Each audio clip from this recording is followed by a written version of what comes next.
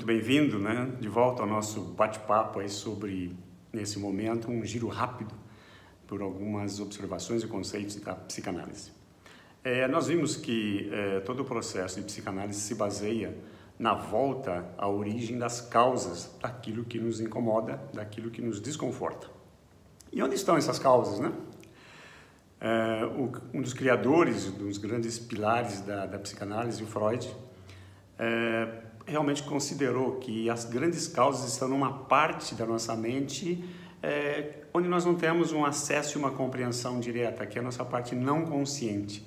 É muito usada uma figurinha muito batida para fazer uma analogia com essas partes, né? Um iceberg. A parte consciente, a menorzinha dela, fica acima d'água. A gente pode observar e ter exatamente a percepção de como ela é. Mas a parte mais importante, a maior, aliás, a que comanda todo o processo, é a parte mais profunda do iceberg, e fazendo uma analogia, é a parte não consciente nossa. E essas causas estão lá embaixo, né? Na parte inconsciente, nós temos, na verdade, todo o processo que acontece sem que a gente tenha o domínio, o controle desse processo. Por exemplo, é lá que estão todos os sistemas nervosos, né, centrais, endócrinos, autônomos, etc. É lá que tem um sistema imunológico e você não precisa dar uma ordem, né, para o teu rim filtrar, para o seu estômago digerir, você não precisa fazer uma conferência via Zoom, chamar pelo WhatsApp os teus soldados, os seus glóbulos brancos, quando um organismo diferente invade o seu organismo, né? Eles fazem isso automaticamente.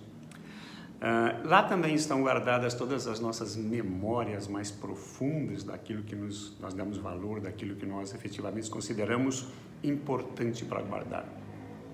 Lá também, nessa parte inconsciente, existem todos os mecanismos de preservação, né, da nossa vida, conforme aquilo que eu coloquei lá dentro e que entendo que é um processo de preservação. E na parte consciente tem a força de vontade, a função analítica e assim por diante.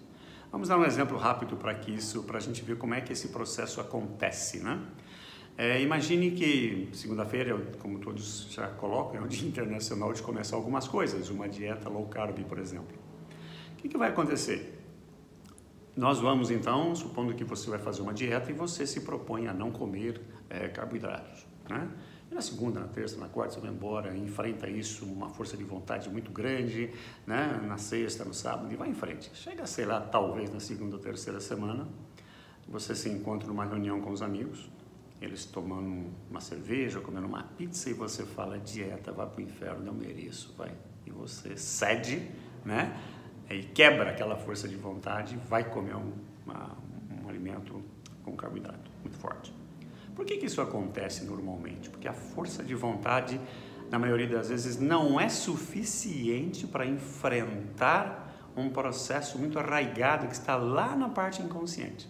Por exemplo, provavelmente quando você era bebezinho, criancinha, né, você sempre ouvia a mamãe dizer assim: come, meu filho, você tem que comer para ficar forte, para ficar gordinho, para ficar saudável. Coma, você precisa comer, você precisa comer. E isso foi instalado em você como uma regra, né? Um programa de preservação. Coma! Aí vem a força de vontade e fala para você: não coma, né? Aquela instalação daquela referência, precisa comer para ficar forte, é muito maior normalmente do que a força de vontade. Por quê? Porque essa programação, essa crença, né, esse padrão de conduta foi instalado em nós quando a gente era geralmente criança. E quando a gente é criança, a gente não tem filtro, né? O nosso pensar não está totalmente desenvolvido para avaliar o que é correto, o que não é incorreto. Aquilo que for instalado, aquilo que fizer naquele momento sentido, seja por uma premiação, por uma ordem, a gente instala e guarda. Então, por isso que a gente diz que a psicanálise é um mergulho para dentro, para encontrar essas crenças, encontrar esses padrões e entender como é que esses padrões funcionam para determinar nosso comportamento. Esse é um exemplo bastante simples, mas que é, acho que, ilustrativo dessa questão.